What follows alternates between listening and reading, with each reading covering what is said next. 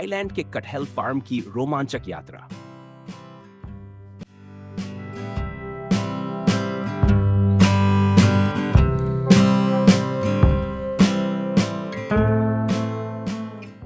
नमस्कार, मैं मासुक मिया और आपका स्वागत है एग्रीग्रो हब में। आज हम आपको थाईलैंड के अविश्वसनीय कटहल फार्म की यात्रा पर ले चलेंगे, जहां आप देखेंगे कि कटहल की खेती, कटाई और उसे स्वादिष्ट सूखे स्नैक्स में बदलने की पूरी प्रक्रिया कैसे होती है।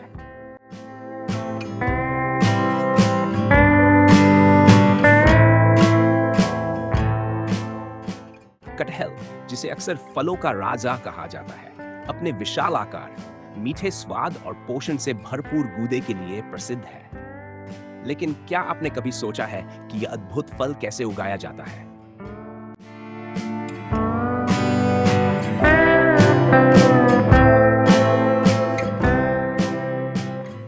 थाईलैंड की उष्णकटिबंधीय जलवायु और उपजाऊ मिट्टी कटहल की खेती के लिए एकदम सही है। किसान इस फल की खेती में सदियों पुरानी पारंपरिक तकनीकों के साथ आधुनिक कृषि नवाचारों का उपयोग करते हैं।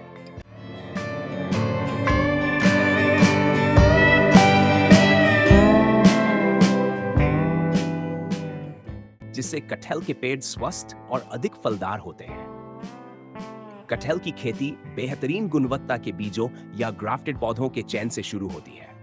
किसान ग्राफ्टिंग तकनीक का उपयोग करके ऐसे पौधे उगाते हैं जो जल्दी फलते फूलते हैं और उच्च गुणवत्ता वाले कटहल का उत्पादन करते हैं।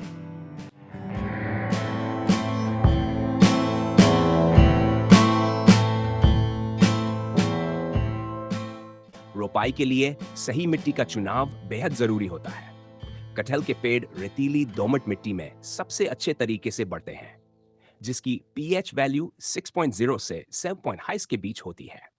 थाईलैंड की गर्म जलवायु और भरपूर वर्षा कटहल की खेती के लिए आदर्श वातावरण प्रदान करती है, लेकिन पेड़ों को अधिक पानी से बचाने के लिए अच्छी जल निकासी प्रणाली बनाई जाती है। जब ग्राफ्टेड पौधे 30 से 40 सेमी की ऊंचाई तक पहुंच जाते हैं, तो उन्हें खेतों में लगाया जाता है। प्रत्येक पौधे को 2 मीटर की दूरी पर लगाया जाता है ताकि उन्हें बढ़ने के लिए पर्याप्त जगह मिल सके। शुरुआती दिनों में कटहल के पेड़ों को विशेष देखभाल की आवश्यकता होती है।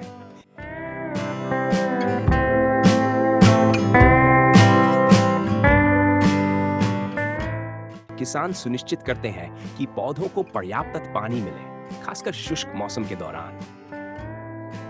छंटाई प्रूनिंग भी बेहद जरूरी है। ये प्रक्रिया पेड़ को आकार देने, मृत शाखाओं को हटाने और वायु परिसंचरण में सुधार करने में मदद करती है।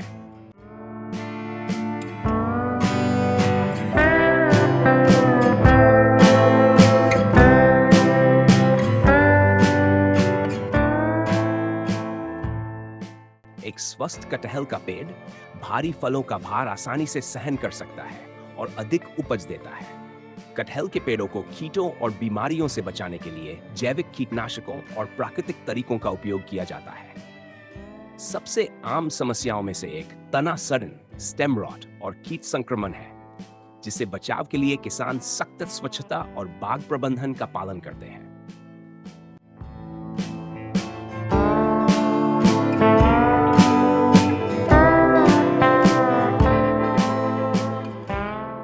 जब कटहल पूरी तरह से पक जाता है, तो ये हरे से पीले भूरे रंग में बदलने लगता है और हल्के से थपथपाने पर खोखली आवाज करता है, जो इसकी परिपक्वता का संकेत देता है।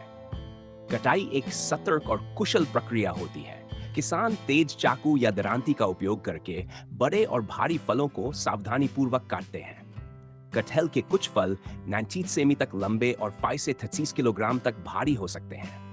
कटाई के बाद कटहल को सावधानी पूर्वक साफ और व्यवस्थित किया जाता है।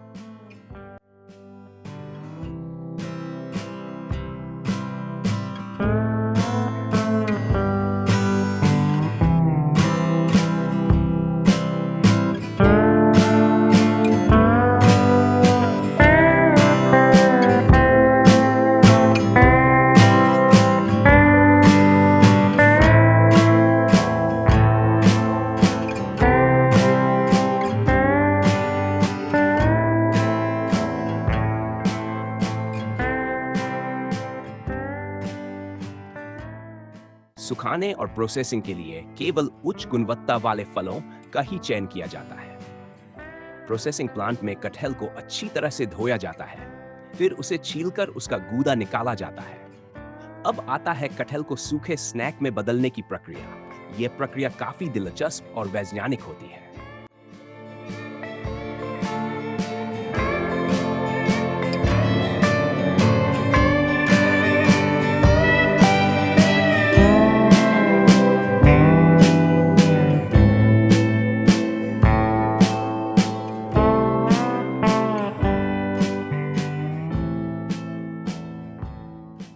कटहल को एक समान टुकड़ों में काटा जाता है ताकि वह समान रूप से सूख सके और अपना स्वाद बनाए रखे।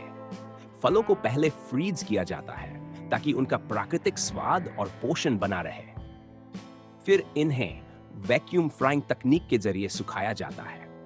इस आधुनिक तकनीक की मदद से कटहल को 62 किलो प्रति घंटे की दर से प्रोसेस किया जाता है, जिससे नमी को धीरे धीरे निकाला जाता है और कटहल का असली स्वाद बरकरार रहता है। इसके बाद आता है तेल पृथक ऑयल सेपरेशन का चरण। यह एक महत्वपूर्ण प्रक्रिया है क्योंकि अगर कटहल से तेल को सही तरीके से अलग नहीं किया गया तो यह सुरक्षित नहीं रहेगा। वैक्यूम फ्राइंग तकनीक के कारण कटहल का लगभग 70% मूल स्वाद बना रहता है। आखिरकार यह स्वादिष्ट सूखा कटहल पैकिंग के लिए तैयार हो जाता है। कटहल के हल्के पीले, कुरकुरे और मीठे टुकड़े एक स्वस्थ, प्राकृतिक और स्वादिष्ट स्नैक बनाते हैं जिसे दुनिया भर में पसंद किया जाता है। थाईलैंड में हर साल 500 टन से अधिक कटहल का उत्पादन किया जाता है। ये इस फल की बढ़ती लोकप्रियता और किसानों की मेहनत को दर्शाता है। कटहल की ये पूरी यात्रा प्राकृतिक खेती, आधुनिक तकनीक और किसानों की अथक मेहनत का एक बेहतरीन उदाहरण है। अगर आपको ये वीडियो पसंद आया तो एग्रीग्रो हब को सब्सक्राइब करें, वीडियो को लाइक करें और कमेंट में बताएं कि आपको कटहल का कौन सा रूप सबसे ज्यादा पसंद है, फ्रेश या ड्राई स्नैक। धन्यवाद।